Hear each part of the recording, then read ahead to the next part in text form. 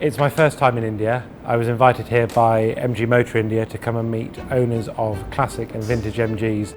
Luckily for me, the owner of this T-Type asked me if I'd like to take the car for a spin. I was brought into the world of MG by my father, who was a huge MG fan. Back in the 70s, one of the women that worked for him drove an MG BGT. And the plan was that my dad was going to swap his car for hers, but then decided that he would rather get his own and went and bought a brand new blaze orange MG BGT. And I can remember when my dad was still alive, when I would park the car up, he would come out with his walking stick and stand at the end of the garage and look at me and watch me park the car, and I would always be so terrified of catching the wing on the wall of the garage as I parked it up.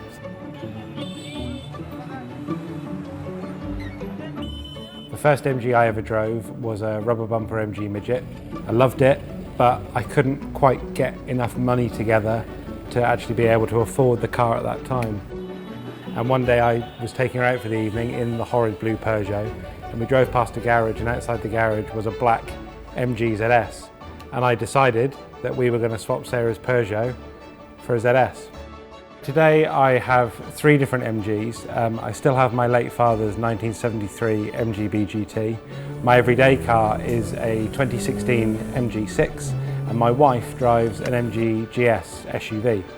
So every car on our drive is an MG. I see that badge and it instantly makes me think of my dad.